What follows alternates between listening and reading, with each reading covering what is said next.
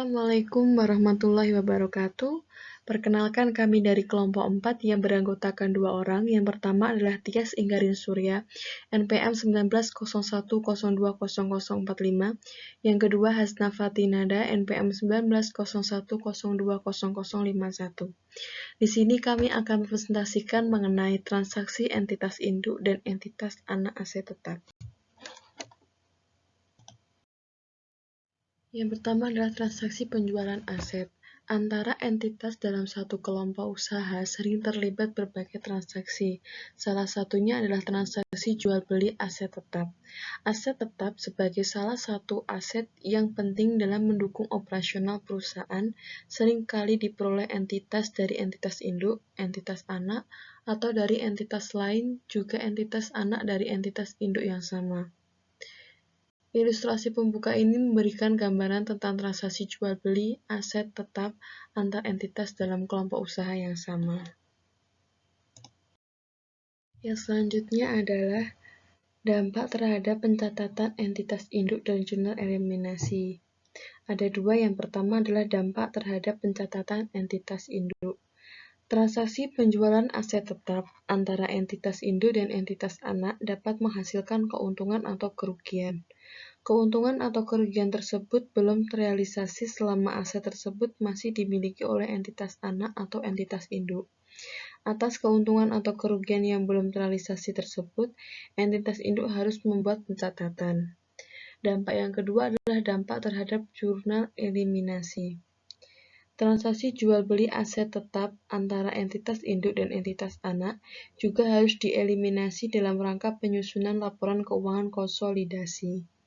Dilihat dari sisi konsolidasian, aset tetap yang diperoleh entitas anak dan entitas induknya atau sebaliknya harus dicatat pada nilai perolehan dari pihak non-afiliasi. Dengan demikian, selama aset tetap tersebut masih digunakan oleh entitas anak atau entitas induk, maka keuntungan atau kerugian yang diakui oleh entitas induk atau entitas anak belum terrealisasi.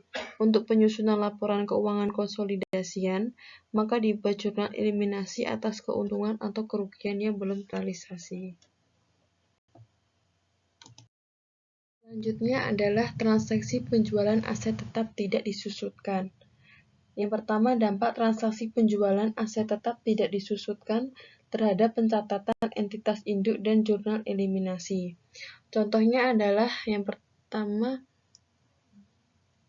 dampak penjualan tanah terhadap pencatatan entitas induk dan jurnal eliminasi. PT Palapa atau PTB memiliki 100% saham PT Samudra atau PTS. Berikut adalah informasi dengan transaksi jual beli aset tetap antara PTB dan PTS. Peristiwa 1, PTB memperoleh tanah dari pihak non-afiliasi dengan harga 900 juta.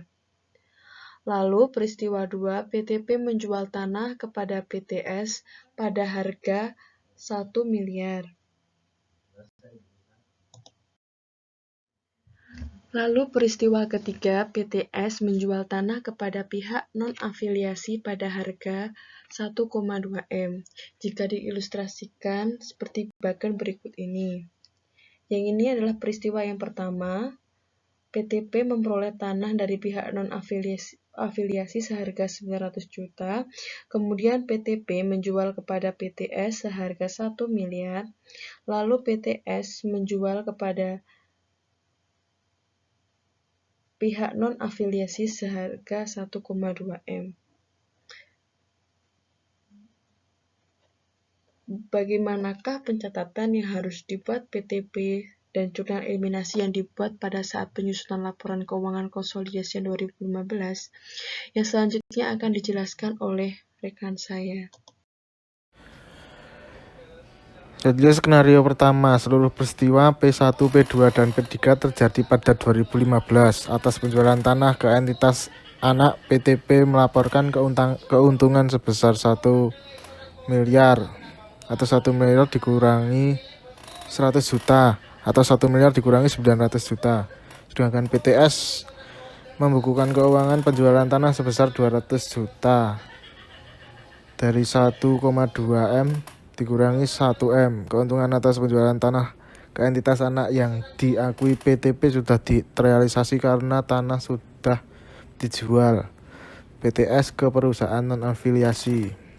Selain itu, tanah juga tidak akan muncul dilaporkan keuangan PTP, PTS maupun laporan keuangan konsolidasian. Dapat disimpulkan bahwa tidak ada jurnal tambahan yang perlu dibuat oleh PTP dan tidak terkait dengan transaksi hulu penjualan tanah tersebut.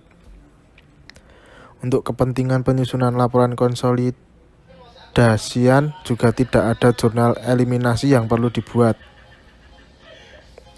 Dampak skenario pertama terhadap penyajian tanah dan keuntungan penjualan tanah dalam laporan keuangan konsolidasian 2015. Dapat disimpulkan bahwa tidak ada jurnal tambahan yang perlu dibuat oleh PTP dan tidak terkait dengan transaksi hulu penjualan tanah tersebut. Untuk kepentingan penyusunan laporan konsolidasian juga tidak ada jurnal eliminasi yang perlu dibuat.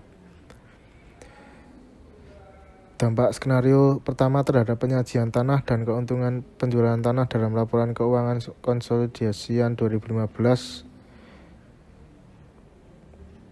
Keuntungan PTP 100 juta, PTS 200 juta, sebelum konsolidasi 300 juta. Eliminasi tidak ada, konsolidasi 300 juta. Selanjutnya, transaksi hulu penjualan aset tetap tidak diusut. Untuk memperoleh pemahaman komprehensif tentang prosedur konsolidasi di mana terdapat transaksi hulu penjualan aset tetap tidak disusutkan atau tanah, digunakan contoh yang melanjutkan contoh di bab sebelumnya dengan menyesuaikan saldo beberapa akun terkait dengan transaksi penjualan tanah oleh entitas induk ke entitas anaknya. Yang ketiga, transaksi hilir penjualan aset tetap tidak disusutkan. Untuk memperoleh pemahaman secara komprehensif tentang prosedur konsolidasi yang melibatkan transaksi hulu terkait penjualan persediaan, digunakan ilustrasi yang sama seperti contoh sebelumnya, dengan menyesuaikan saldo pada beberapa akun yang terkait dengan transaksi penjualan persediaan oleh entitas anak ke entitas lainnya. Yang keempat, transaksi penjualan jasa. Entitas induk dan entitas anak sering terlibat dalam transaksi penjualan jasa. Entitas induk memberikan jasa kepada entitas anak atau sebaliknya. Seperti halnya dengan transaksi penjualan persediaan. Dampak transaksi penjualan jasa antara entitas induk dan entitas anak juga harus dieliminasi. Eliminasi untuk transaksi penjualan jasa tidak sekompleks eliminasi untuk transaksi penjualan persediaan. Dalam transaksi penjualan jasa, pendapatan jasa yang diakui oleh entitas induk atau entitas anak akan menjadi beban anak atau entitas induk pada nilai yang sama sehingga tidak terdapat keuntungan yang belum terrealisasi atas transaksi tersebut. Oleh karena itu, eliminasi yang dibuat hanya menghapus akun pendapatan jasa dan beban. Sekian presentasi dari kelompok kami. Terima kasih. Wassalamualaikum warahmatullahi wabarakatuh.